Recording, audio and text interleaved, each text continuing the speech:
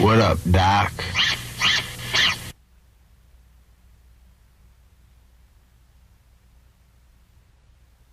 Do your thing and get on down, because it's time for 2 high school stories you won't forget.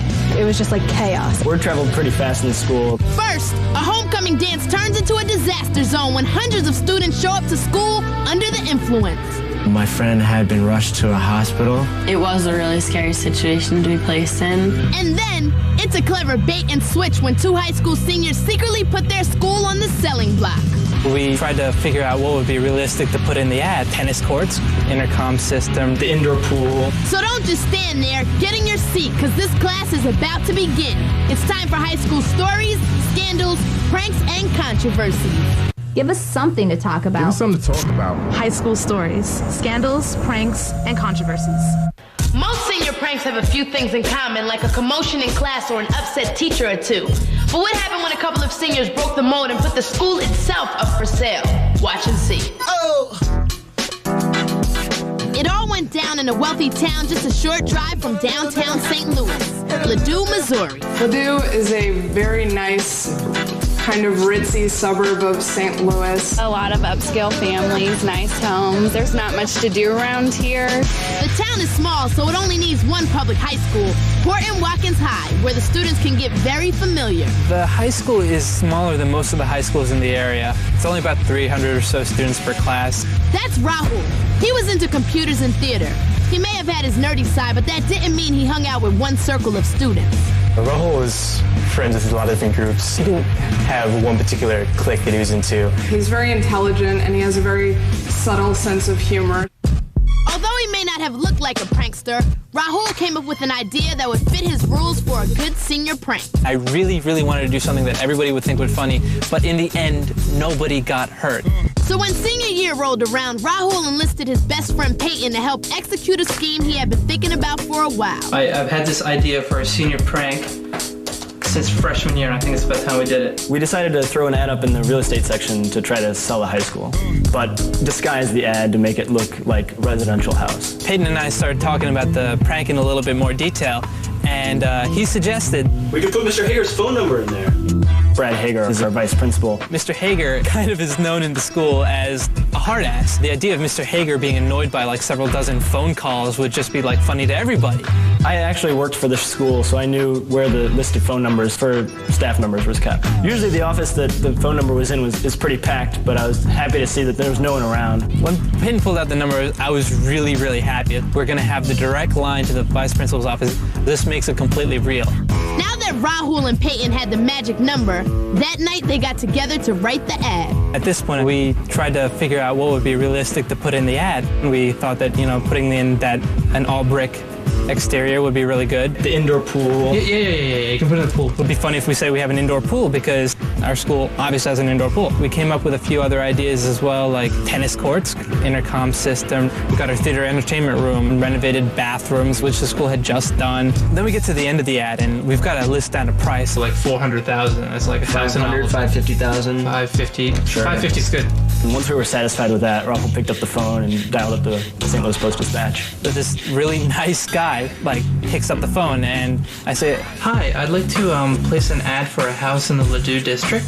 I told him exactly what I want to say, and he gave me a price. $180. Yeah, that sounds good. I think that's well within our budget. So I just hang up the phone and I look at Peyton like, it's done.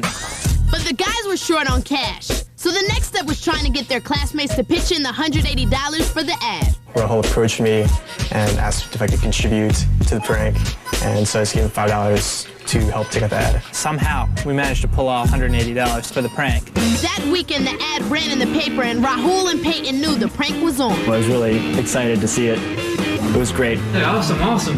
You know, we're placing an ad in a newspaper. We don't know who's going to look at it. We've been selling houses up and down Morrison Road for 25 years, and I couldn't place the address, so immediately called the phone number and got an answering service that was some guy at Ladue High School. Immediately I thought, how can somebody that works at Ladue High School afford to live in a $500,000 house on Morrison Road?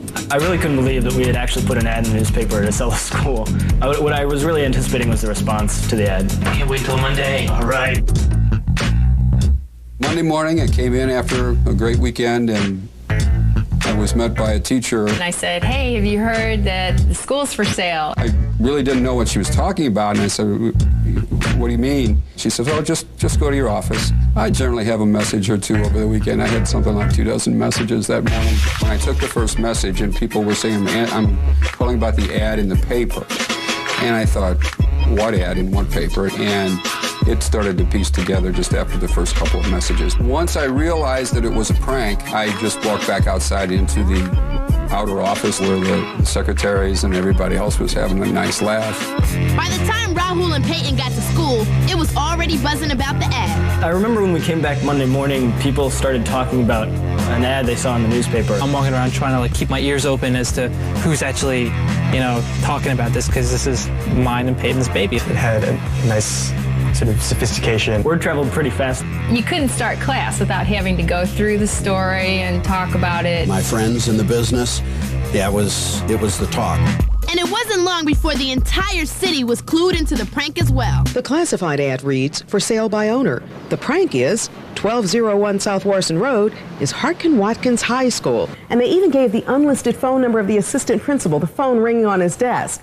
I never expected it to go more than the local area. Peter Jennings on World News Tonight did a 2-minute human interest story. Here it is on national TV. Everybody knows about the Ladue High School prank.